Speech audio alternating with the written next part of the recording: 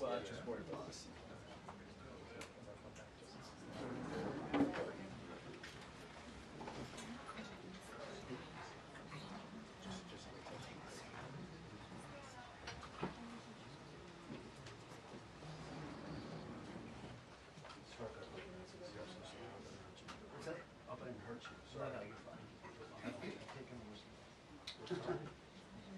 Yeah.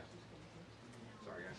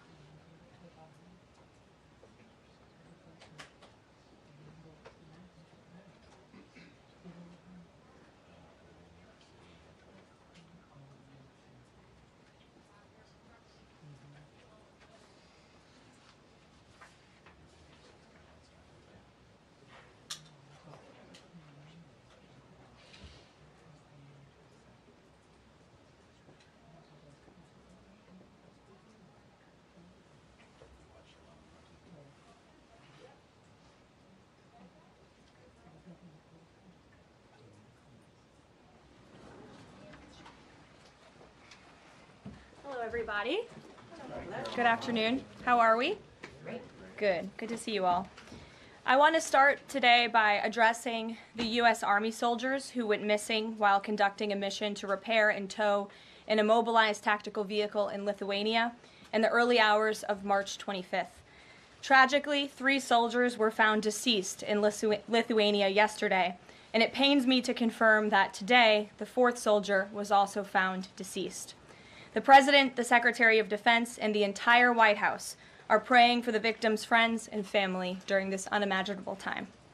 This is another stark reminder of the selfless sacrifice of our brave military men and women who risk their lives around the world every day to keep us safe. God bless them. On another note, at our southern border, there is more massive news. Southwest border crossings in March fell to the lowest level in American history, down 94% from March of last year under President Biden, when 137,000 illegal aliens poured across our wide-open southern border.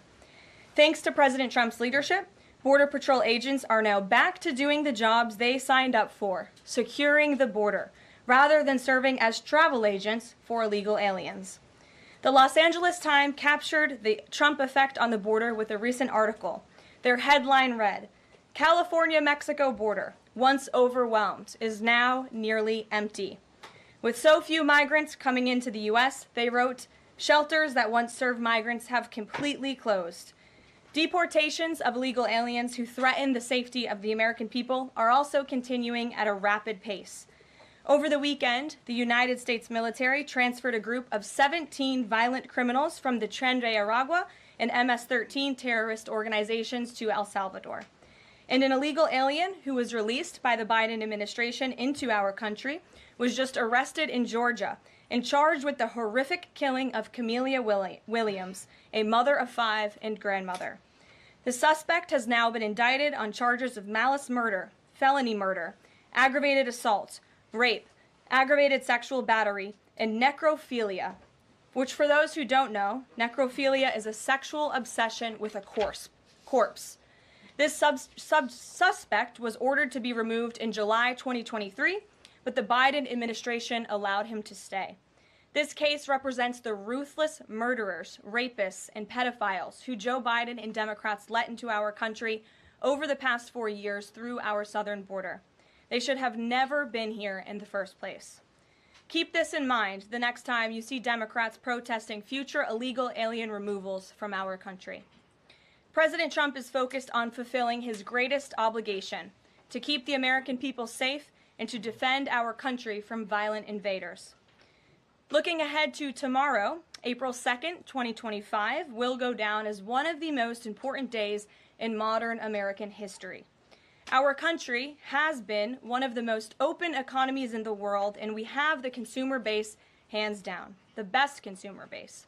But too many foreign countries have their markets closed to our exports. This is fundamentally unfair. The lack of reciprocity contributes to our large and persistent annual trade deficit that's gutted our industries and hollowed out key workforces. But those days of America, beginning tomorrow, being ripped off are over. American workers and businesses will be put first under President Trump, just as he promised on the campaign trail. The president's historic action tomorrow will improve American competitiveness in every area of industry, reduce our massive trade deficits, and ultimately protect our economic and national security. President Trump's economic vision is rooted in common sense. America will offer companies the lowest taxes, energy costs, regulations, if they make their products right here in the United States and hire American workers for the job. It's simple. If you make your product in America, you will pay no tariffs. We have already seen a number of the largest companies in the world respond to this economic approach. For example, Project Stargate, led by Japan-based SoftBank and US-based OpenAI, and Oracle, announced a $500 billion private investment in the United States-based artificial intelligence infrastructure. Apple announced a $500 billion investment in U.S. manufacturing and training. NVIDIA announced it will invest hundreds of billions of dollars over the next 4 years in U.S.-based manufacturing. And the Taiwan semiconductor manufacturing company TSMC announced a $100 billion investment in U.S.-based chips and manufacturing. These are just a few of the investment announcements that have already been made, and it is clear that President Trump's America First approach is already working. In our new media seat today is Mark Halperin, the co-founder and editor-in-chief of Two Way, a new live video platform that builds communities around interactive conversations with leaders and content creators from every subject area. Mark and his colleagues welcome all voices into discussions that are spirited but respectful. They have over 37.5 million video views, over 3.6 million watch time hours since the platform began just last year. This is new media in its truest sense, allowing the people to ask questions, make comments, and be an active part of engagement on the most important issues facing the country and our world. With that, Mark, please kick us off, and welcome to the briefing room. Thank you, Caroline. Appreciate it. I will ask you a question about tariffs and then one from one members of our community about education. It's perceived by some that companies or countries, if they change their policies either before tomorrow or after tomorrow, can have the president alter what he's planning for that country or that sector. Is that a possibility? And if so, what factors the president consider in making those changes? Well, the ultimate change for these companies in these countries, Mark, will happen when they decide to do business in the United States of America. And as I just laid out, they will face no tariffs at all if these companies choose to invest here in the United States and to move their production and their manufacturing here to the United States as well. As for tomorrow, the president will be addressing the decades of unfair trade practices that have ripped our country off and American workers off. It has hollowed out our middle class. It has destroyed our heartland, and the president is focused on reshifting our global economy to ensure that America is once again the manufacturing superpower of the world. So if they do something today or later in the week that's a pledge for future activity, would that be good enough potentially to alter the policy? Again, the president has been looking at the very unfair trade practices of the past. Certainly, the president is always up to take a phone call, always up for a good negotiation, but he is very much focused on fixing the wrongs of the past and ensuring that American workers have a fair shake. So if someone calls after tomorrow and says, hey, I'm ready to make a change, he'd be open to that? The president is always open to taking calls. Okay. A question from one of our community members. Katie Reeves is a school teacher in Wisconsin. She's taught K-8 in public, independent, private, and private schools. And here's what she wanted me to ask you. She says, I see the elimination of the Department of Education as an excellent first step in the improvement of our school system.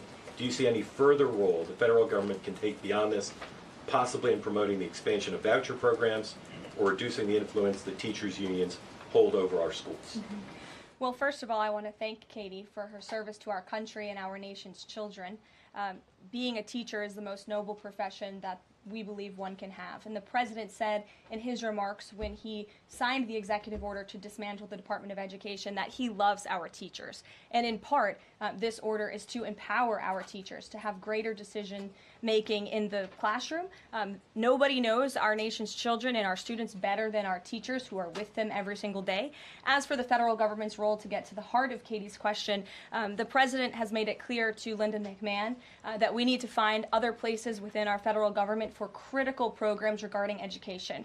Pell Grants, Title IX, lawsuits, etc., civil rights lawsuits, all of that are critical functions, special needs programs, nutrition programs, but there are other places throughout the federal bureaucracy where those things can happen and work. The Department of Education has been a very bloated bureaucracy. We spent trillions of dollars on this department, and for what? Our children are worse off as far as education goes today than they were when this department originated, and that's very concerning to the president. So, the two issues she cited are those priorities for the president: school education choice, vouchers, and diminishing the role of teachers' unions.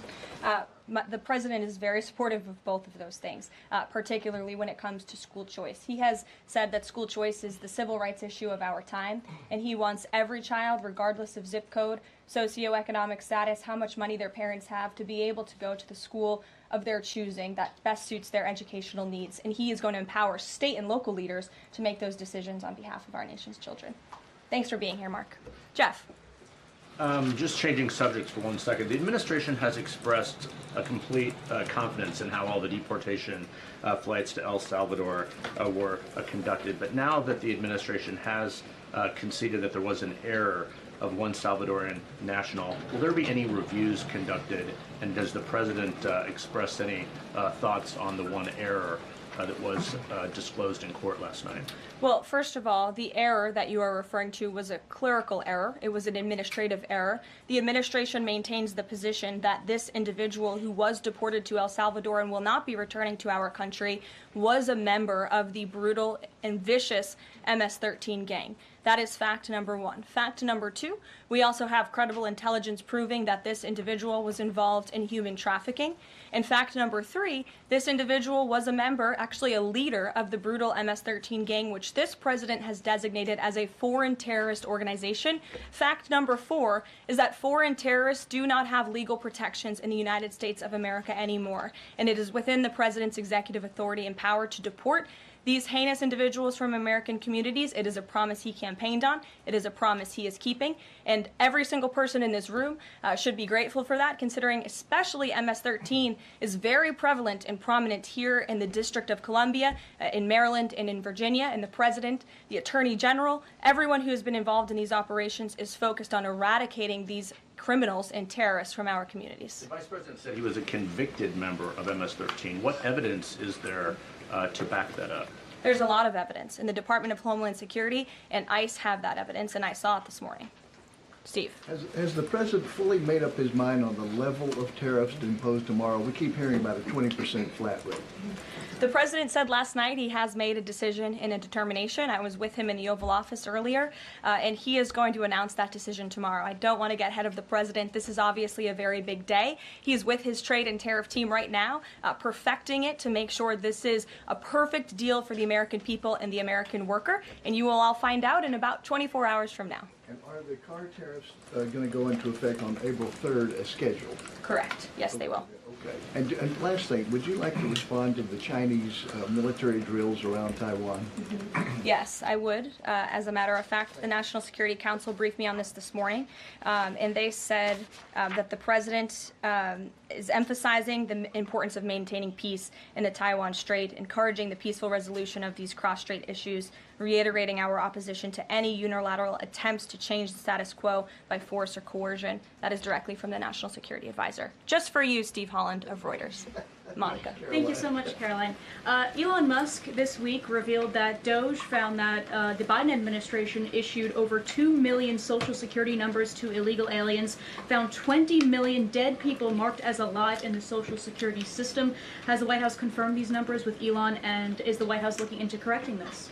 I'm not sure about those specific numbers that Mr. Musk cited. I can tell you what the Social Security Administration has said themselves, according to an Inspector General's report that was conducted last year, showing there was nearly $80 billion worth of fraud in this program.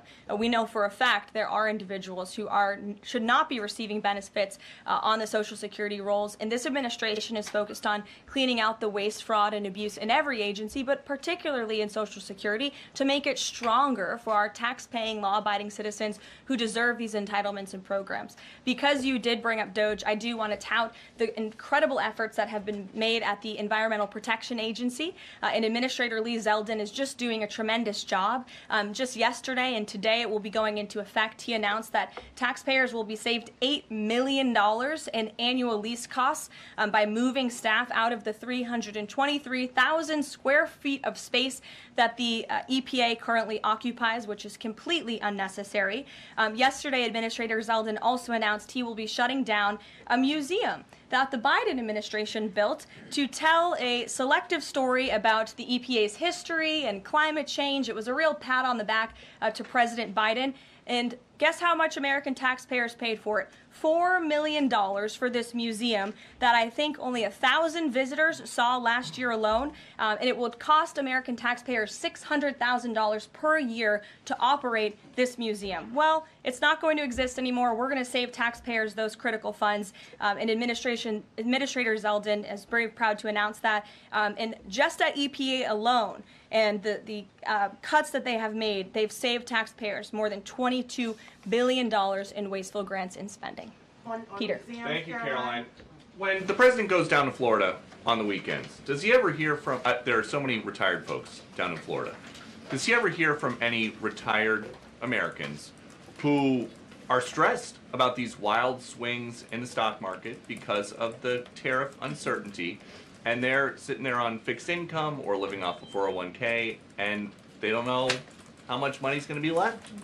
Well, certainly they are legitimate concerns, and the president takes those concerns very seriously, and he's addressing them every single day. And tomorrow's announcement is to protect future generations of the senior citizens you mentioned. It's for their kids and their grandkids to ensure that there are jobs here in the United States of America for their children to live the American dream, just like they presumably did. And as for their worries about their 401ks, their Social Security, I just addressed Social Security. This president is always going to protect it for our tax-paying senior citizens. As for their 401ks, look at what President Trump did for you in his first term. He is working on implementing that economic formula every single day by lowering inflation, lowering energy prices, massive deregulatory efforts, while simultaneously effectively implementing tariffs. And they'll hear more about that announcement tomorrow. And you said that the president right now is with the trade and tariff team. They are very confident that this is all going to work.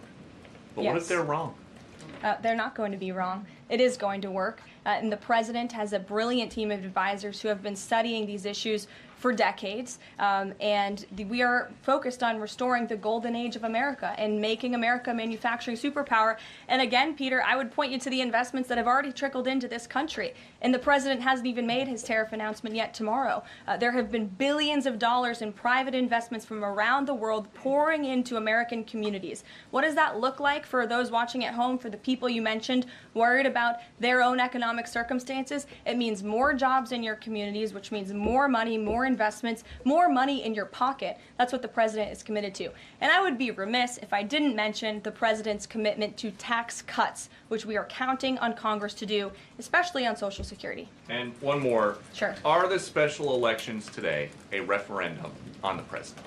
I think first of all, as you know, I'm a government employee now, so I'm not very much allowed to comment on elections that are taking place. That's something to get used to, having just been on the campaign trail for quite some time. But the president is the leader of the America First movement and the MAGA movement. And that was made very clear on November the 5th when he received nearly 80 million votes. I could also say that it is the constitutional right of every law-abiding American in these places where these elections are being held to vote. and every American should exercise their constitutional rights. Sure. Thanks, Karoline. A few questions about this deportation case. First, I wanted to clarify something that you said to Jeff a few minutes ago. You said you'd seen evidence that this man was a convicted gang member. In what court was he convicted and for what? This individual was an MS-13 ringleader. This individual was also engaged in human trafficking. And I'm glad you brought up this point again, because I would like to point out that if you just saw the headline from the insane, failing Atlantic magazine this morning, you would think this individual was Father of the Year, living in Maryland, living a peaceful life, when that couldn't be further from the truth. They didn't even mention in the title of that article, or even in the first paragraph, that this individual is an illegal criminal who broke our nation's immigration laws. He is a leader in the brutal MS-13 gang, and he is involved in human trafficking, and now MS-13 is a designated foreign terrorist organization. Foreign terrorists have no legal protections in the United States of America, and this administration is going to continue to deport foreign terrorists and illegal criminals from our nation's interior. But a judge ordered that he should remain in this country. So are you saying that it is okay to ignore a judge's ruling if you don't like it? Who does that judge work for?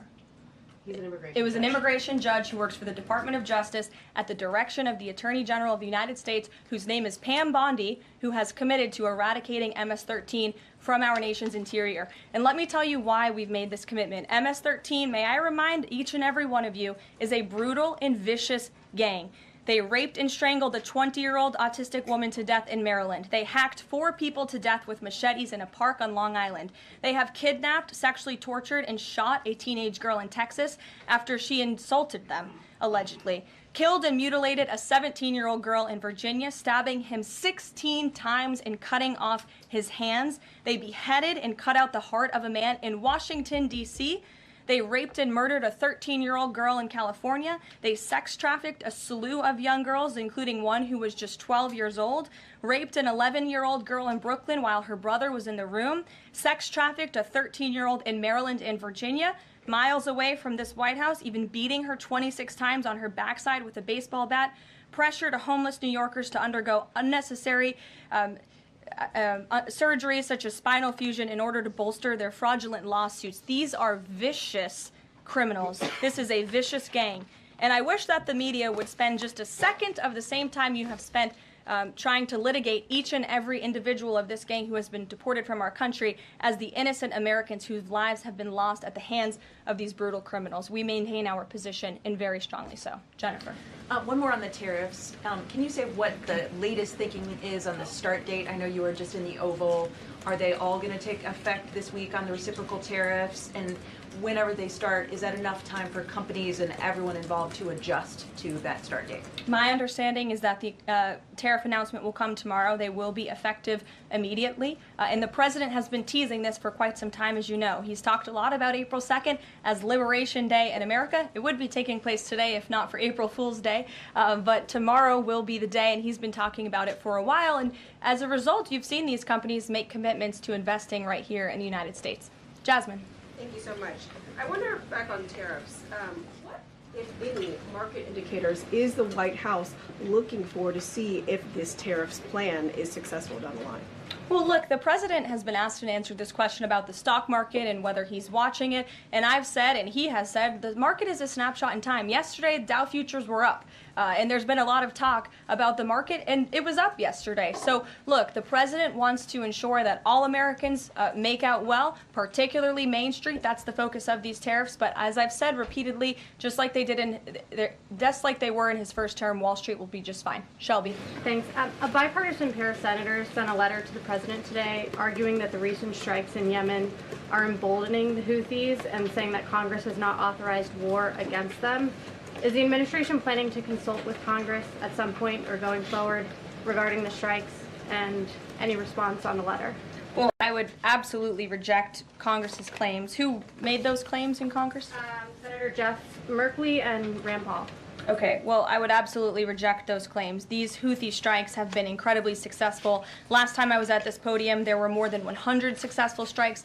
There have now been over 200 successful strikes against the Houthis. Iran is incredibly weakened as a result of these attacks, and we have seen they've taken out Houthi leaders. They've taken out critical members who were launching strikes on naval ships and on commercial vessels, and this operation will not stop until the freedom of navigation in this region is restored, which is a critical principle, and this president stands behind our Defense Department, who's doing a tremendous job. And are they going to, is the White House going to confer with Congress going forward on this? I would have to ask our team here at the White House, but the president is well within his authority, as is the Secretary of Defense. Again, these are defensive strikes. The Houthis have been launching attacks on U.S. naval vessels and commercial ships for quite some time. Go ahead. Caroline, Yeah. the pause on the Canadian and Mexican tariffs, the fentanyl tariffs, that's set to expire tomorrow. Is the president considering extending that pause? Look, I will let the president speak on the specifics of the tariffs tomorrow. But as for fentanyl, we have seen this has certainly caused a national security crisis here in the United States. Fentanyl continues to be the #1 killer of young people in this country, and the president is very much focused on that. Deanna. Thank you, Caroline. The president recently signed an executive order on making D.C. safe and beautiful. On the campaign trail, he talked about making New York great again. Does he have any plans on establishing a similar task force? Has he been pressuring Governor Hochul in any way in his conversations about New York and lowering crime? Well, he has been in correspondence with Governor Hochul quite a bit on the issue of crime, also on the issue of congestion pricing, and so many other issues that are facing New Yorkers. And he wants New York to clean up their streets just as he does here in Washington, D.C. He also speaks to Mayor Adams as well. So he's engaged with state and local leaders across the entire country to ensure they're doing their part to help American citizens in each and every state, regardless of if it's a red state or a blue state. A question on Russia. Yesterday, the Russian government said that their new goal is 160,000 conscripts for the war. Has the president seen that number, and does he have any response given his recent conversations on peace talks? Well, I can tell you what the president said last night, and that is he is frustrated with leaders on both sides of this war. He wants this war to end. There are men that are dying on both sides, and it's been going on for far too long. Our team continues to be engaged with the Russians as we are with the Ukrainians, and the president continues to be very, very much engaged on this topic every single day. Caroline? Sure. Caroline, Sure. The president said over the weekend that he couldn't care less if prices went up on foreign cars because people buy more American cars. There's been consensus from a lot of economists that these tariffs could raise prices on other goods as well. Is the president comfortable with Americans on Main Street paying more because of these tariffs? The president is doing everything he can, and this entire administration is doing everything we can to bring down the cost of living in this country. An inflation mess that was fueled by the previous administration's reckless spending, overburdensome regulations that this administration is focused on slashing every single day. I just read you a statistic just from the Environmental Protective Agency alone. We're saving taxpayers money that's ultimately going to drive down inflation, and we're unleashing the might of our energy industry, which will bring down prices as well. To the heart of your question, because this is very important to the American people, you should trust what this president did for you in his first term. He effectively utilized tariffs while driving down inflation. It was a record low 1.4% when he left office, and he's focused on getting back to that. It's unfortunate the previous administration left us in this mess. Sure.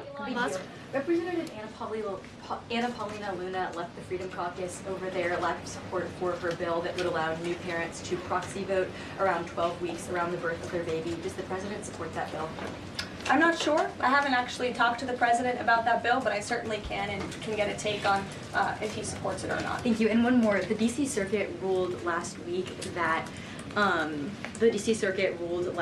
the president can fire holdover Biden appointees of independent agencies. Will this ruling empower President Trump to dismiss more federal employees? Well, the president has given the responsibility to his cabinet secretaries to hire and fire at their respective agencies, and they reserve that right. You saw the Secretary of Health and Human Services announced more layoffs today. This is all part of the administration's effort for a mass reduction in force in the federal bureaucracy here in Washington, D.C. to save American taxpayers money. As for agencies within the president's executive authority, the president retains that right. And we've seen there have been bureaucrats at some of these agencies that have been trying to act independent. They need to remember who they work for. It's the executive of the executive branch. You look at the United States Institute of Peace, for example. There was a little bit of a standoff with bureaucrats over there who didn't want to realize who they work for, and that is Donald Trump. And President Trump is focused on streamlining these agencies to save American taxpayers money, and he has every right to do that. Karoline. Sure. Go ahead. Thanks, Caroline. Yeah. In Gaza, the bodies of 15 rescuers have been found in their sort of ambulances where they were apparently killed by Israeli forces. Just wondering if the White House is going to be calling on Israel to investigate that and to try and avoid similar casualties involving rescue workers in future. Well, as for the specific situation you just mentioned, I'll talk to the president about it and our national security team. What I can tell you is what I've spoken with the president on. He very much remains committed to backing Israel, and it was only because of this president and his team's leadership that we had a temporary ceasefire in Gaza, that we were able to bring many hostages home. And the president made it very clear to Hamas, you get the hostages out, all of them, or there will be hell to pay. And Hamas is certainly witnessing what it feels like for all hell to be paid, and the president supports Israel's right to defend itself. Any progress at all on a ceasefire at the moment, as far as the president's concerned? The president and his team continue to be engaged on this every single day. Sure. Go ahead, So I'm just wondering, related to that, if you have an approximate date for the president's first foreign trip. I think there was a little confusion yesterday about what month he was talking about. And then will he need a ceasefire to be in place or closer, either in Gaza or in Ukraine, before that trip takes place? Mm-hmm. The president will be heading to Saudi Arabia in May. As for specific dates and details, we will be reading those out to you as soon as we possibly can. I know our teams are working on the details of that trip. And then again, as for a ceasefire, the president's made it clear that's what he wants to see in Russia and Ukraine, and his team continues to be engaged on it every day. And Kelly. Signal, you said case closed yesterday. Do you, as that case was closed, do you have anything that you can share about what was learned, how this can be avoided in the future, any sort of findings from that investigation? The case is closed, and the president continues to have confidence in his national security advisor. Yes, Kelly. Kelly. Thanks, Karoline. So Sorry, the president Ed. has said. Ed, I'll come to you after. The president I'm said, glad you're so eager to ask a question. It's Liberation Day. Yes, it is. Caroline, the president has said foreign Tomorrow. countries and companies will eat the cost of tariffs. In his speech on Inauguration Day, he said, quote, instead of taxing our citizens to enrich other countries, we will tariff and tax foreign countries to enrich our citizens. Right. So then why did he have to tell the domestic automakers not to raise prices? Well, that was a private conversation that was had. I'm not sure if that comment was made or was not made. But as for what the president said in his Inauguration Day speech, he's absolutely correct. A tariff will be a tax on these foreign nations, these foreign companies, and if they want to be absolved of that tariff, then they can come here to the United States of America to do business, bring their jobs here. Edward, go ahead. Thank you. So Canadians have been negotiating with the Commerce Secretary over the trade, the tariffs. How many companies are mutually talking with the U.S. or countries are mutually talking with the U.S. to lower tariffs? I don't have a specific number, but I can tell you there have been quite a few countries that have called the president and have called his team in discussion about these tariffs. But again, there's one country the president cares most about, and it's the United States of America, and doing what's best for the people who elected him to this office to restore their jobs, their wealth, and their prosperity. I'm looking at the clock. I have a hard out today. I have a hard out today because I'm actually heading over to the State Department with the First Lady of the United States. She will be delivering remarks at 1 o'clock this afternoon at the 19th International Women of Courage Award ceremony with our great Secretary of State Marco Rubio. That starts at 1. This is the 5th year Mrs. Trump is participating and standing with brave women leaders who embody American values abroad. And the First Lady in her remarks today will highlight the profound connection between the love and courage that will be shown by this year's honorees. I encourage everybody to tune in at 1 o'clock, and then we'll see you all tomorrow for Liberation Day. Thanks, guys. Thanks, Caroline. Thanks, Caroline.